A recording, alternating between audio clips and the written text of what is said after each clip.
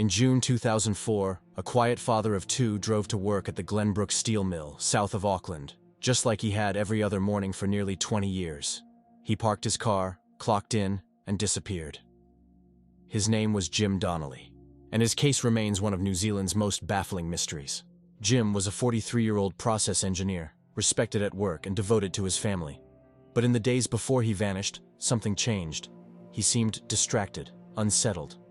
That weekend, he told his wife he had a meeting and warned that he might be feeling fragile. She didn't know what he meant. On the morning of June 21st, he arrived at the steel mill around 7 a.m. His car was found in the staff lot, his morning coffee and muffins still inside. He signed in, but he never signed out.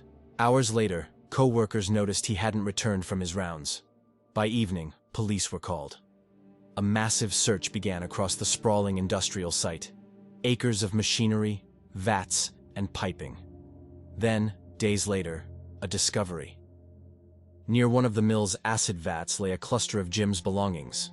His hard hat, safety glasses, ID card, Palm Pilot, and some cash. All carefully placed together. There was no sign of a struggle, no footprints, no blood, just a single key on the ground, the rest of his keyring missing. Investigators explored every possibility. Maybe he'd suffered an accident, slipping into one of the enormous vats of corrosive acid. But there was no evidence, no remains, and no damaged equipment.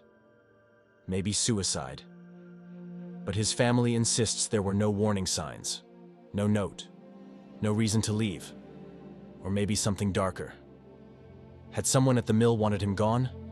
Or was he planning to meet someone that day? Nearly 20 years later, the case is still open. Detectives describe it as one of the most perplexing disappearances in the country. A man vanishing inside a secured workplace, with his belongings neatly left behind. For Jim's wife Tracy and their two children, the not knowing is the hardest part. Every year she visits the site, still hoping for answers. The Glenbrook Steel Mill continues to operate. Workers come and go, machinery hums. But one question hangs in the air. What really happened to Jim Donnelly that cold June morning?